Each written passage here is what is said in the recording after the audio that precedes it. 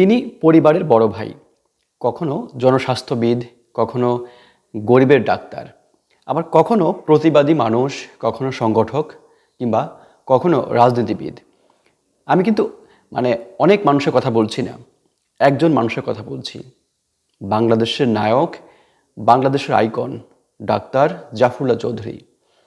এবং তিনি স্বনামে পরিচিত ছিলেন। তার কাজের মধ্য দিয়ে তিনি বাংলাদেশের মানুষের হৃদয়ে স্থান করে গেছেন। তিনি গণস্বাস্থ্য কেন্দ্রের প্রতিষ্ঠাতা ডাক্তার জাফরুল্লাহ চৌধুরী। তিনি 2023 সালে আমাদের মধ্য থেকে বিদায় নিয়েছেন, কিন্তু তিনি এমন একজন মানুষ ছিলেন যার পুরো হৃদয়টা ছিল বাংলাদেশের জন্য।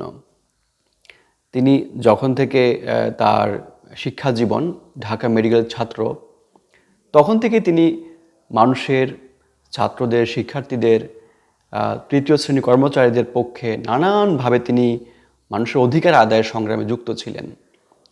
ডাক্তার জাফরুল্লাহ চৌধুরী চট্টগ্রাম রাউজানে জন্মগ্রহণ করেন। তার পরবর্তীতে মায়ের ইচ্ছায় তিনি ঢাকা মেডিকেলে ভর্তি হন। যখন 1971-এ স্বাধীনতা ঘোষণা হলো, তখন তার ফাইনাল FRCS পরীক্ষার ফাইনাল পরীক্ষা বাকি ছিল। এখানে সব কিছু বাদ দিয়ে, পাসপোর্ট ছিঁড়ে এবং পরীক্ষা না দিয়ে তিনি এখানে চলে আসলেন যুদ্ধের ময়দানে। এবং তাজউদ্দিন আহমেদ এবং খালেদ মোশাররফ, কর্নেল এমজি ওসমানী ওনাদেরকে বোঝালেন যে যুদ্ধক্ষেত্রে যদি আহত যারা হন তারা যদি চিকিৎসা নিয়ে আবার যদি যুদ্ধে ফ্রন্টে না যান, তাহলে কিন্তু সৈনিকদের মনোবল ভেঙে যাবে। একটা পর্যায়ে তাদেরকে এটা বোঝানোর প্রেক্ষিতে পরবর্তীতে প্রবাসী সরকারের সহায়তায় আগরতলায় 480 বেডের একটি হসপিটাল তিনি এবং ডাক্তার মবিন সহ আরও অনেকে মিলে প্রতিষ্ঠা করলেন।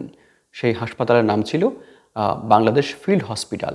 মুক্তিযুদ্ধ শেষ হলো, সবাই যার যার মতো করে বিলেত ফিরে যাচ্ছে কিংবা যার নিজস্ব চাকরি কিংবা কর্মক্ষেত্র সেখানে ফিরে গেলেন। কিন্তু ডাক্তার জাফরুল্লাহর স্বপ্নটা ছিল অনেক বড়। তিনি অনেক দেশের মানুষের জন্য, বিশেষ করে প্রান্তিক মানুষের জন্য, গ্রামের মানুষের জন্য তিনি অনেক বড় কিছু একটা করার স্বপ্ন দেখলেন। তিনি বঙ্গবন্ধুকে বোঝানোর চেষ্টা করলেন যে যদি গণমানুষের স্বাস্থ্য ব্যবস্থা কিংবা প্রান্তিক মানুষ যদি স্বাস্থ্যসেবা না পায়, তাহলে এটা একটা বঞ্চনা হবে তাদের প্রতি। বঙ্গবন্ধু তার সহায়তার হাত বাড়িয়ে দিলেন। তখন সাভারে একটি বড় জায়গা নিয়ে গণস্বাস্থ্য কেন্দ্র গড়ে উঠল। আমরা জানি যে তার একটা বড় অবদান হচ্ছে যে ওষুধ নীতি। পরবর্তীতে 1990 সালের দিকে তিনি জাতীয় স্বাস্থ্যনীতি প্রণয়ন করেছেন, যদিও সেটি এরশাদের পতনের কারণে পাশ হয়নি, কিন্তু সেই স্বাস্থ্যনীতি এখনও পর্যন্ত বলা হয় সবচেয়ে ভালো স্বাস্থ্যনীতি এবং মানুষের পক্ষে, মানুষ যাতে সহজে কম দামে ওষুধ পায়, স্বাস্থ্যসেবা পায়, সেই কথাই বলা ছিল সেই স্বাস্থ্যনীতিতে। তো ডাক্তার জাফরুল্লাহ পরবর্তীতে আরও অনেকগুলো বিষয় যুক্ত ছিলেন। বিশেষ করে এমজি ওসমানীর রাষ্ট্রপতি নির্বাচনে আমরা দেখি যে পরবর্তীতে তিনি নানান ধরনের সামাজিক সংগঠনে যুক্ত ছিলেন, সুজনে যুক্ত ছিলেন, ভাসানী পরিশোধ করতেন এবং যেখানে মানুষ নিপীড়িত হতো কিংবা মানুষ দুর্দশায় কষ্টে থাকতো সেখানে তিনি ছুটে যেতেন। সকল মানুষ তাকে আপন ভাবত। এটা একটা বড় দিক ছিল। আমি নিজেও দেখেছি যে তাকে চ্যানেল 24-এর পক্ষ থেকে, সমকালের পক্ষ থেকে একটা সংবর্ধনা দেওয়া হয় 2023 সালে ওনার মৃত্যুর 1-2 মাস আগে।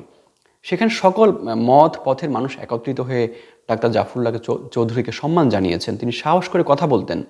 আমি পার্সোনালি মনে করি যে ডাক্তার জাফরুল্লাহ চৌধুরীকে নিয়ে জানার, বোঝার খুবই দরকার যে, এবং ডাক্তার জাফরুল্লাহ চৌধুরীকে জানার মধ্য দিয়ে আমরা আমাদের সমাজ, আমাদের মুক্তিযুদ্ধ, আমাদের স্বাস্থ্য খাত, আমাদের রাজনীতির বিকাশ, অনেক বিষয় আমরা জানতে পারবো।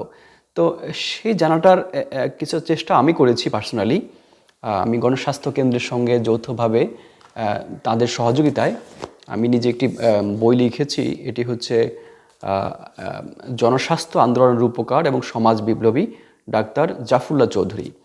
তো আমার এই বইটি এখানে শেষে রঙিন ছবি রয়েছে, বেশ সুন্দর করে ছবিগুলো দেওয়া আছে। ছবিগুলোর মধ্য দিয়ে ডাক্তার জাফরুল্লাহ চৌধুরীর কর্ম বা চিন্তা সেটির সঙ্গেও পরিচিত হওয়া যাবে। এটি 330 পৃষ্ঠার বই, প্রকাশ করেছে আজব প্রকাশ। তো আপনারা বইটি সংগ্রহ করবেন এবং ডাক্তার জাফরুল্লাহ চৌধুরী সম্পর্কে আরও বেশি জানার সুযোগ পাবেন। তো আজ এ পর্যন্ত। আপনারা সবাই অনেক ভালো থাকবেন। ধন্যবাদ।